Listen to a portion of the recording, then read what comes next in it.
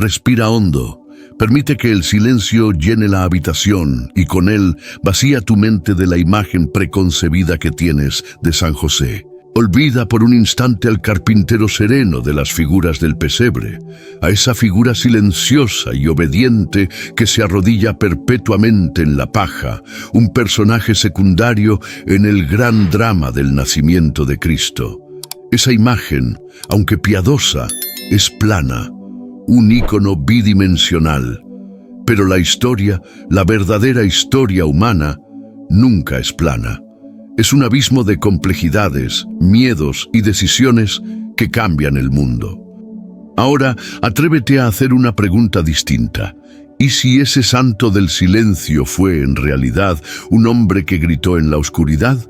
¿Y si el pilar de la Sagrada Familia estuvo, por un momento aterrador, a punto de derrumbarse bajo el peso de la furia, la vergüenza y una desesperación tan profunda que lo llevó a trazar un plan sombrío para deshacerse del mayor milagro de la historia? Los evangelios canónicos nos dan apenas un susurro sobre él. Mateo lo llama justo. Lucas narra sus viajes. Juan ni siquiera lo menciona por su nombre.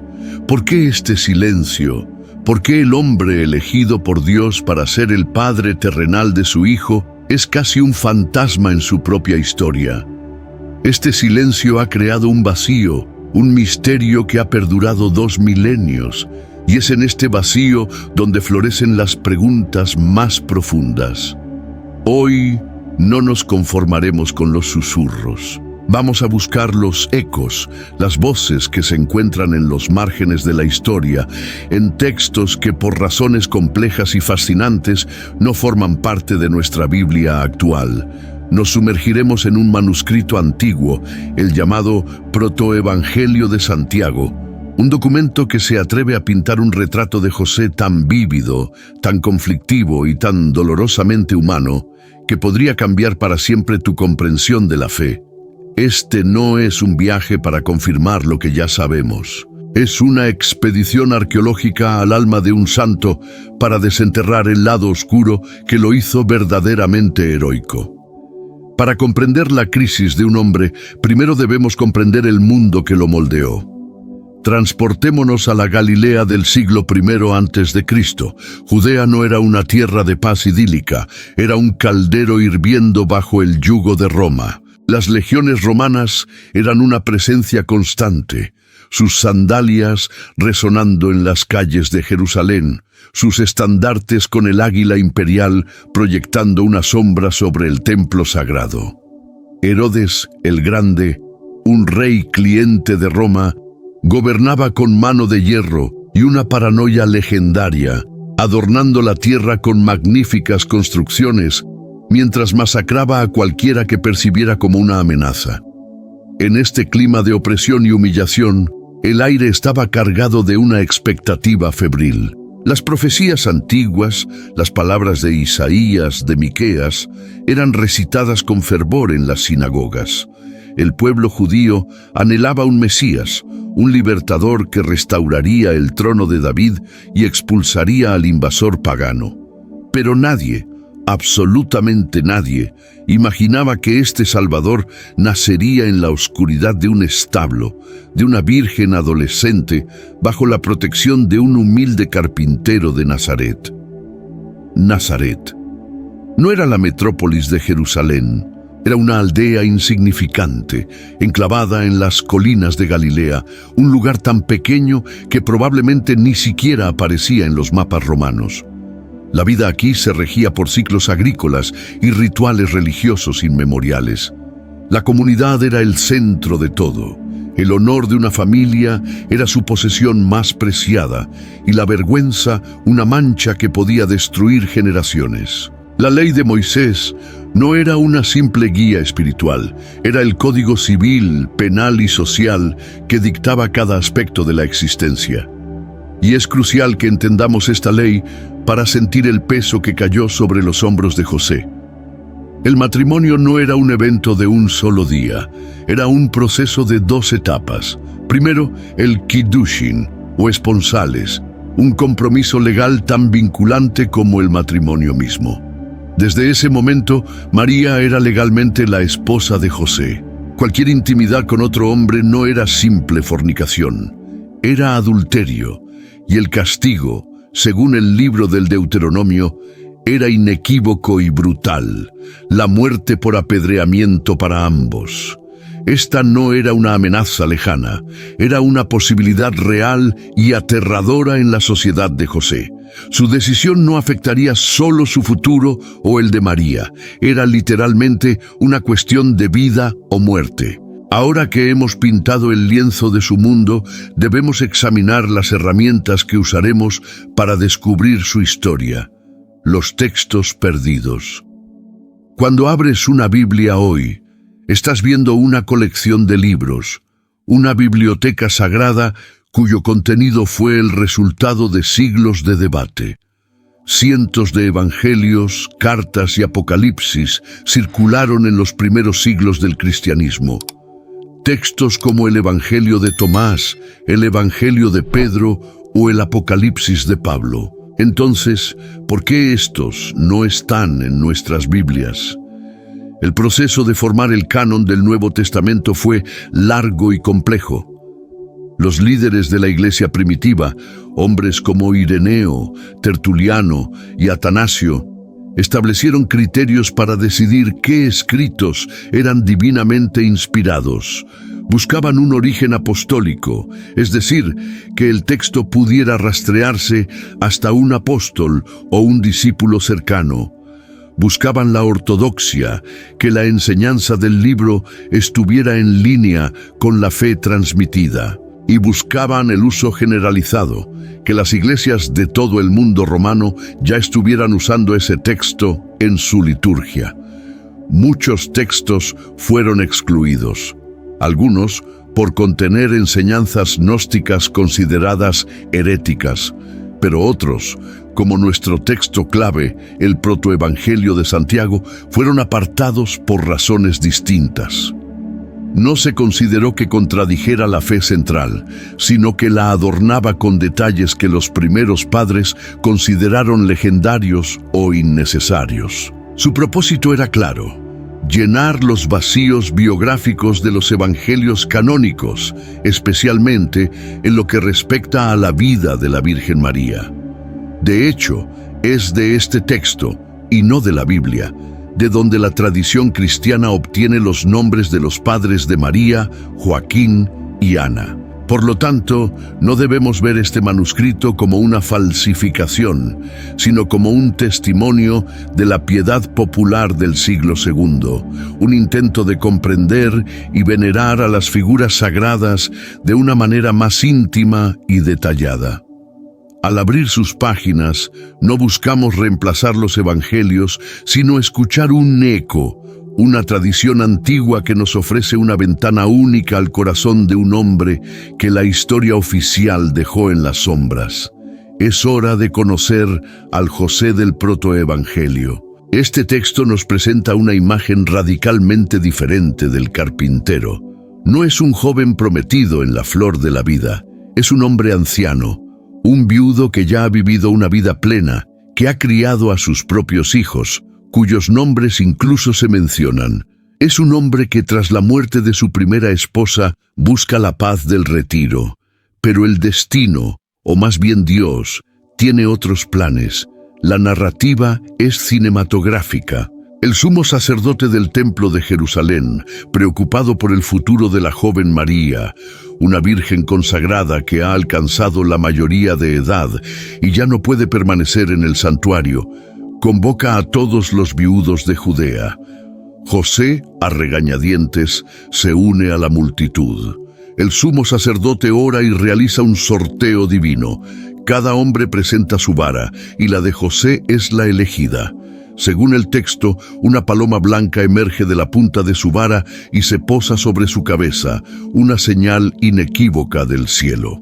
Pero la reacción de José no es de alegría ni de orgullo, es de pánico.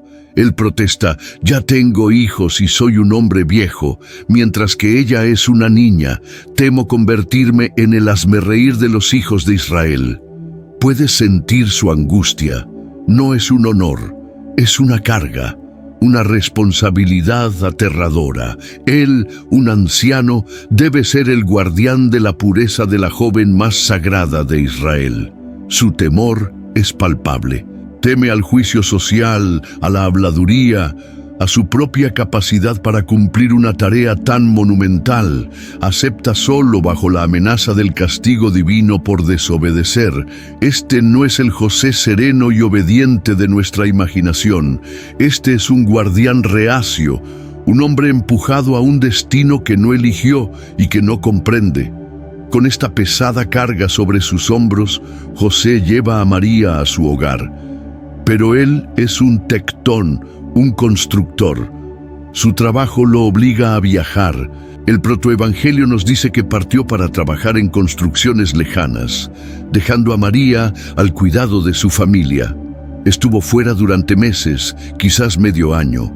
Imagina esos largos meses de trabajo duro bajo el sol de Galilea, manejando la madera y la piedra, soñando con el día de regresar a la tranquilidad de su hogar, a la rutina pacífica que tanto anhelaba. Finalmente, llega el día de su regreso. Podemos visualizarlo caminando por el polvoriento camino hacia Nazaret, sus sandalias gastadas, el cansancio grabado en su rostro, pero con la anticipación de un merecido descanso. Abre la puerta de su casa, esperando encontrar la serenidad, la presencia silenciosa y piadosa de la joven que le fue confiada. Pero lo que encuentra es una visión que hace que la sangre se le hiele en las venas. Su mundo se detiene. El protoevangelio es brutalmente directo. Y la encontró encinta. El silencio que sigue a este descubrimiento debe haber sido ensordecedor. La confusión inicial, la negación, la búsqueda de una explicación lógica, y luego, cuando la única conclusión posible se asienta en su mente, el suelo se abre bajo sus pies. La reacción que el texto describe es de una violencia emocional extrema. No es una decepción silenciosa, es un colapso total. Se golpeó el rostro, una señal de humillación y luto. Se arrojó al suelo, postrado por el peso insoportable del dolor, y lloró amargamente. Un llanto que no era solo de tristeza, sino de rabia, de traición, de un fracaso cósmico. Su lamento, registrado en el manuscrito, es el grito de un alma rota. No solo se siente traicionado por María, sino por Dios mismo. Recibí a una virgen del templo del Señor y no la he protegido. Se ve a sí mismo como un fracaso total, el guardián que falló, el hombre justo que ahora está cubierto por la mancha de una desgracia incomprensible. La oscuridad que lo envuelve en ese momento es absoluta. No hay fe, no hay esperanza, solo el abismo de la desesperación.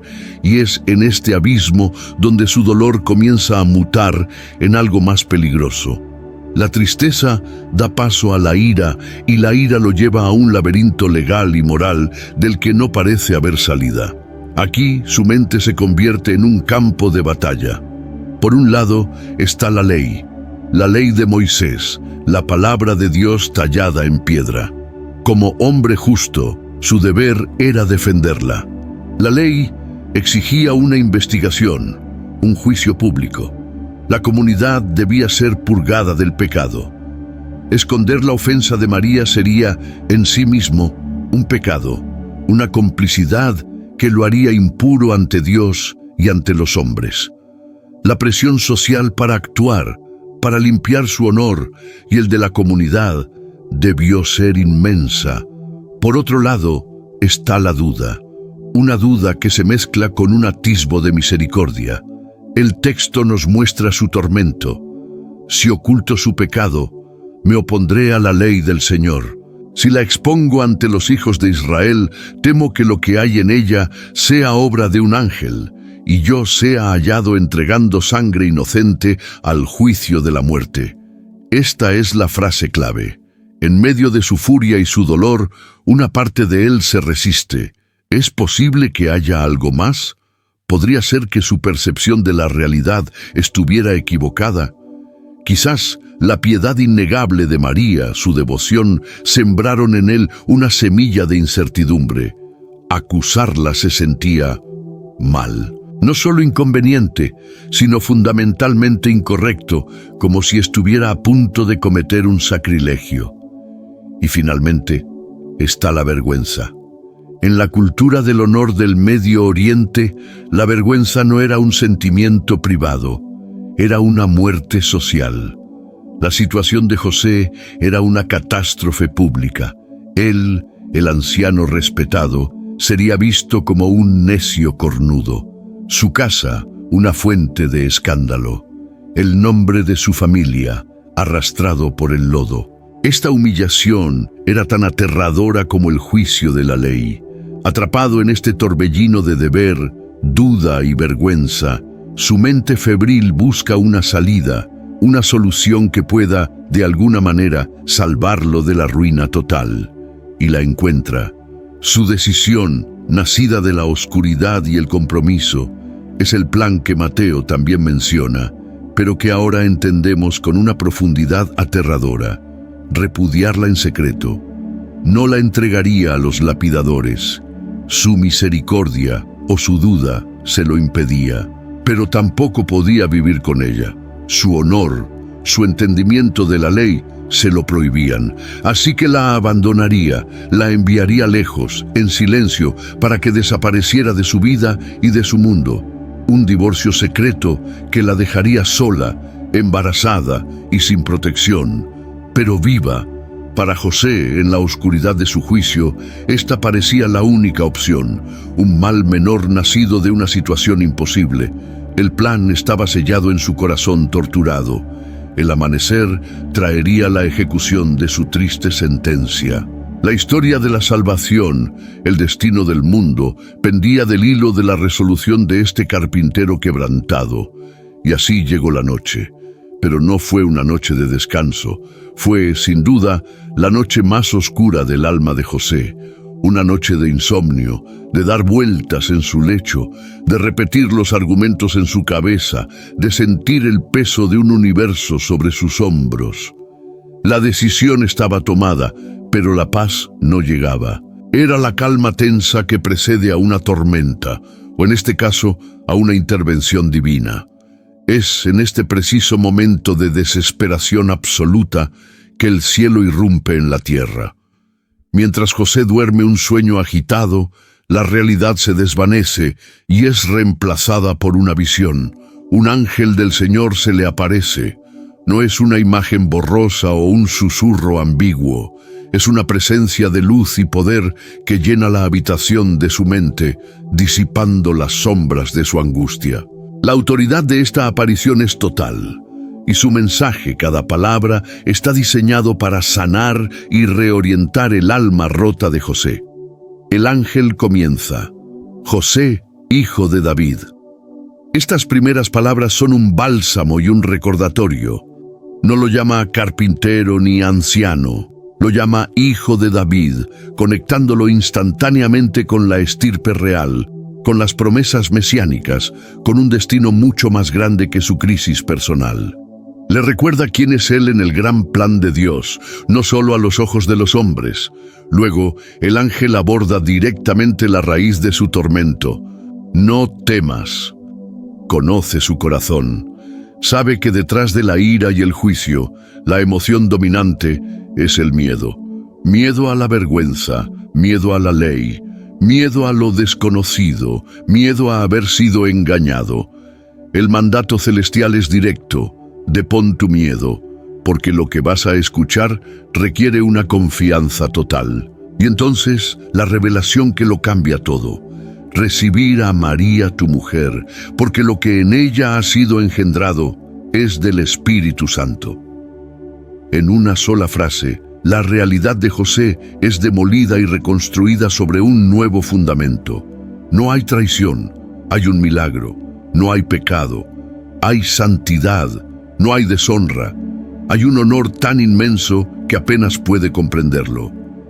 La fuente de su vergüenza es, en realidad, la fuente de la salvación del mundo. La lógica humana se hace añicos ante la lógica divina. José despierta, El silencio de la noche ahora está lleno de un significado nuevo y sobrecogedor. El peso aplastante ha sido levantado de sus hombros. La confusión ha sido reemplazada por una claridad asombrosa. La ira se ha disuelto en un océano de asombro y reverencia. El plan de abandonar a María, que parecía tan lógico y necesario horas antes, ahora se revela como la locura que era. Su mente, su corazón y su alma han sido completamente reforjados. Ya no es el guardián reacio, se ha convertido en un instante en el protector elegido. Y esta transformación no es meramente interna, se manifiesta en acción. Podemos imaginar cómo se acercó a María esa mañana, no con acusaciones, sino con una ternura reverente. No con la mirada de un juez, sino con los ojos de un creyente que ha vislumbrado el misterio de Dios. Su misión, a partir de ese momento, se vuelve clara como el cristal. Ya no se trata de proteger su propio honor, sino de proteger a la madre y al hijo. Este sí de José, nacido en la agonía de la duda y sellado por la revelación divina, es el eje sobre el que girará el resto de su vida. Es este sí el que lo llevará por el camino polvoriento a Belén, buscando un lugar para el nacimiento de un rey.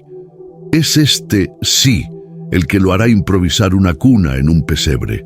Y es este sí el que lo despertará en otra noche oscura, con otra advertencia angelical, para tomar a su familia y huir a Egipto, convirtiéndose en un refugiado para salvar al Salvador.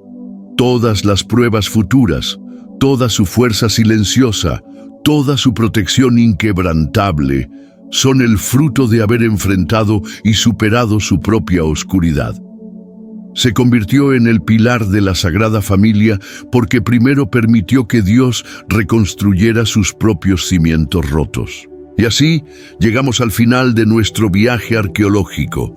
Hemos desenterrado una imagen de San José que es mucho más compleja, más turbulenta y en última instancia mucho más inspiradora que la del santo silencioso del pesebre. ¿Cuál es entonces el legado de este santo tan profundamente humano? La conclusión es teológicamente profunda y espiritualmente liberadora. El lado oscuro de José no fue una mancha en su santidad, fue la condición misma para ella.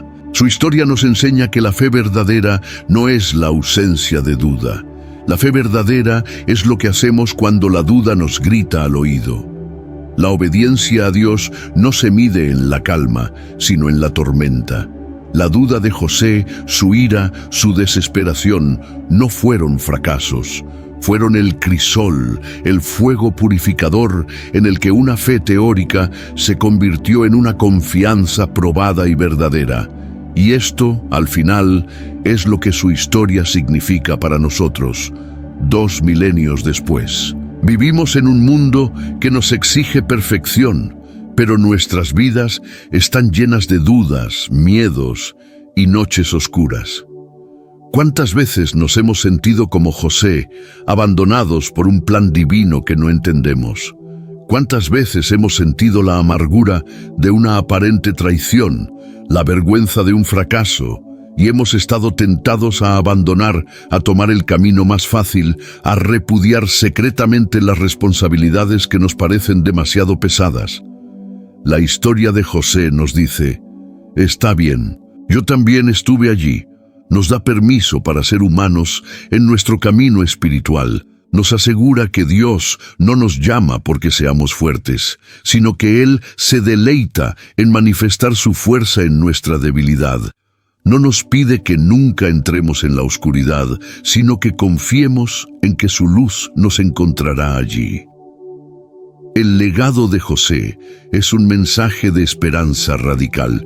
Tu punto de ruptura puede ser el lugar de tu mayor revelación. Tu mayor crisis puede ser el nacimiento de tu verdadera misión. Porque el Dios que eligió a un carpintero anciano, asustado y conflictuado para criar a su propio hijo, es el mismo Dios que hoy puede tomar nuestras dudas, nuestros miedos y nuestros corazones rotos y usarlos para construir algo sagrado y eterno. San José, el santo del silencio, nos enseña que las acciones más poderosas a menudo nacen de las luchas más silenciosas, y que la verdadera fe se parece menos a una certeza serena y más a la valiente decisión de seguir caminando, incluso cuando la noche es más oscura.